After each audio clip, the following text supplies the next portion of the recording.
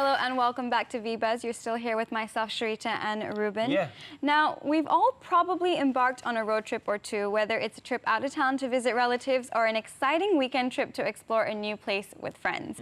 But it might be safe to say that none of us has ever embarked on an 11,000-kilometer road trip across 5 countries, except for our next guests, that is. Manivannan, Manikumaran and Rukshan Munesinghe are 2 classic car enthusiasts who set out to develop friendships beyond borders as they traveled from Malaysia to Sri Lanka. The 2 drivers chronicled their expedition in a 13-part travelogue that will air every Saturday starting from December the 31st on Astro Vinmin HD. And they join us now for a chat about their road to building friendships beyond borders. Welcome to Vbuzz, Mani and Rukshan.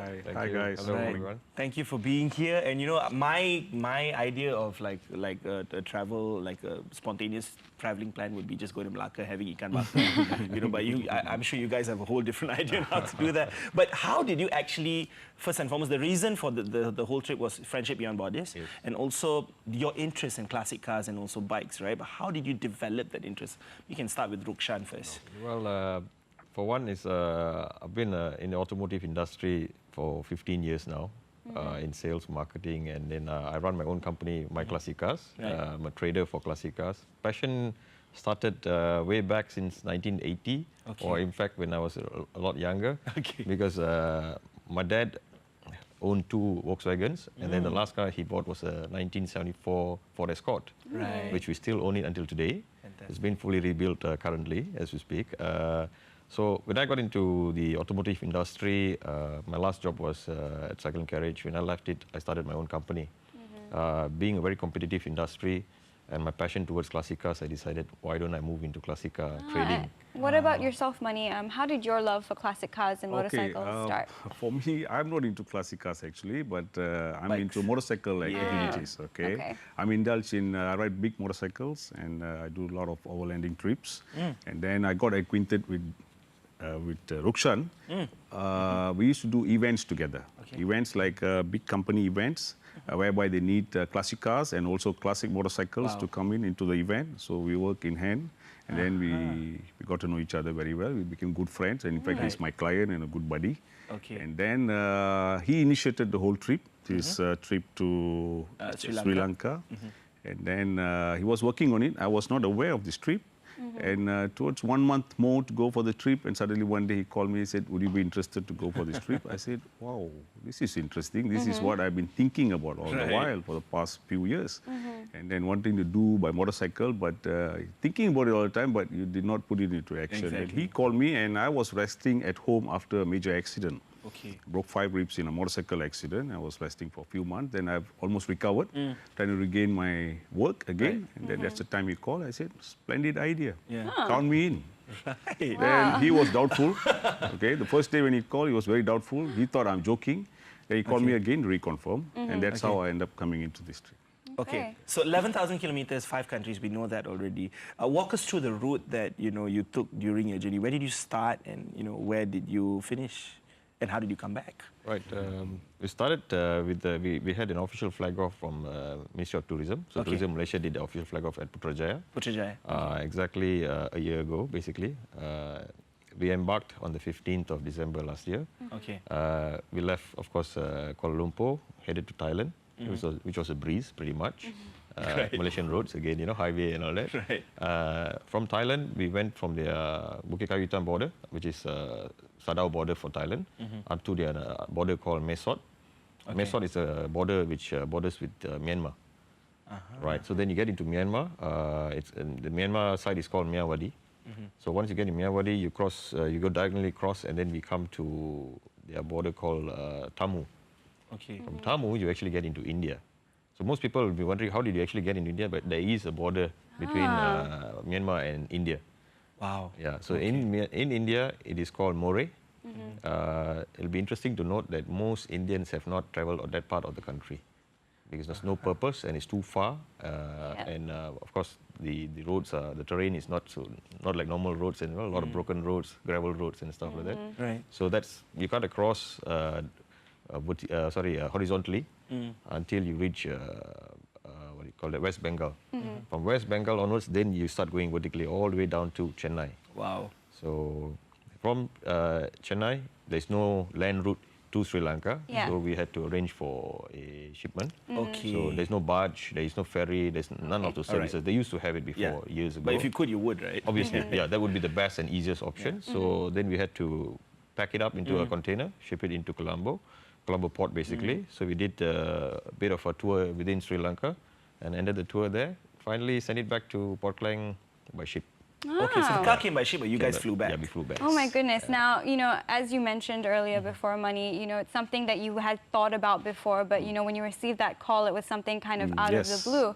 With these things, you know, people think about it, people want to do it, but, you know, to actually put it into practice is a whole different thing. Like you said, there's a very long route. And did you also have to plan a driving schedule, like where you would stop for toilet breaks, where you would stay the night? Is there all these kind of things that you plan? Okay, we least worry about all that. Okay. Because of our experience in doing road trips, okay, we are like more like a traveler, okay, like a backpacker traveling, but not to the level of backpacking. So you can rough it out, like. As we know approximately what do we expect to see, and then going into Thailand, Myanmar, this normal Asian country, Southern Asian country, we know more or less is the same. Thailand, Myanmar, Laos, Cambodia is more or less the same. Yeah.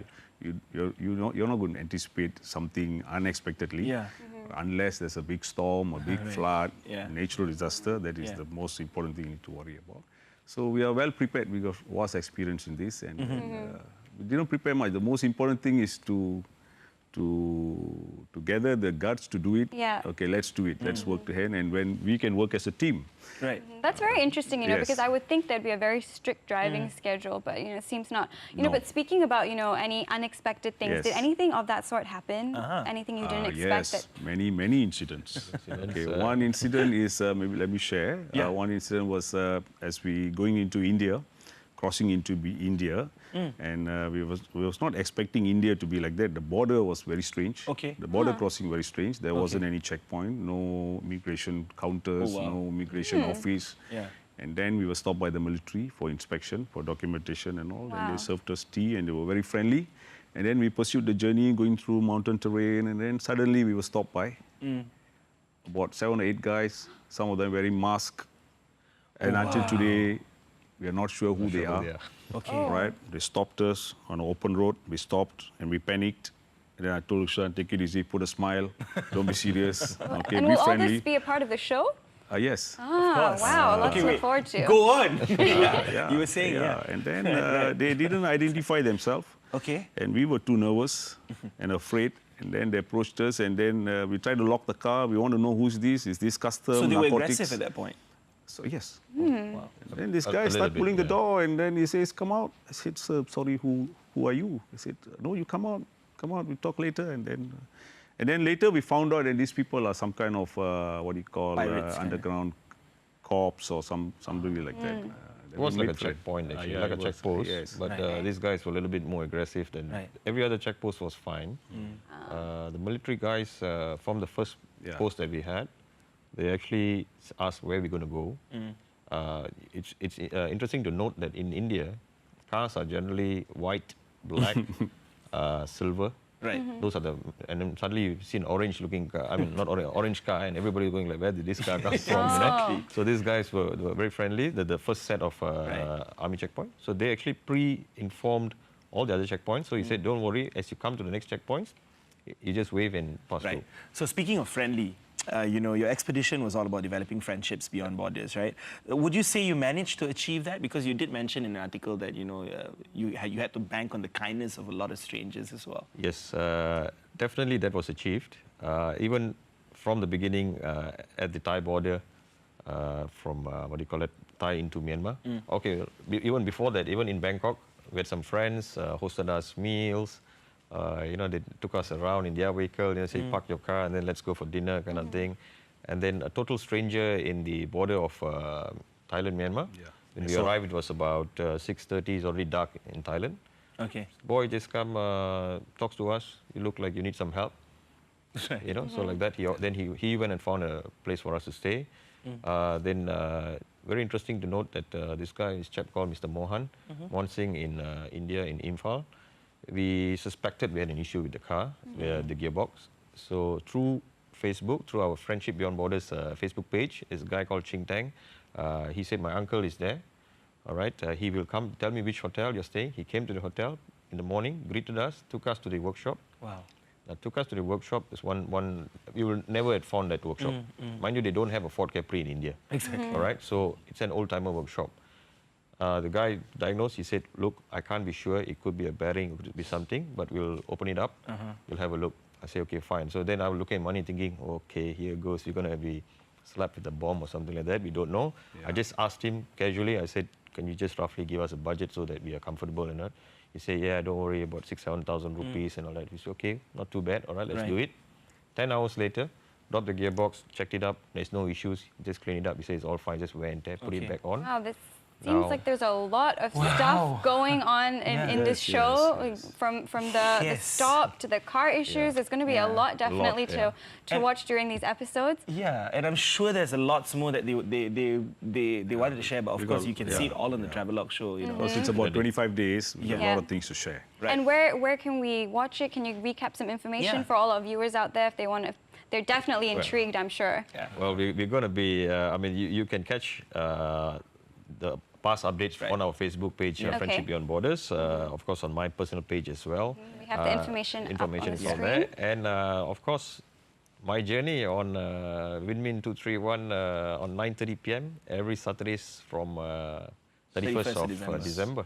Right, so don't forget to catch it. 31st of December, it's a Saturday, and that's the beginning of their travelogue from Malaysia all the way to Sri Lanka. 13 episodes all in. 13 episodes altogether. Thank you so much for joining us and sharing with us a little bit about this journey, which I'm sure has only just scratched the surface. Thank you, Rukshan, and thank you, Mani, for your time. Really appreciate it. Thank you. All right, there you have it. You know, two guys who definitely went beyond borders. Something that normal people like us would think twice, lah. Yeah.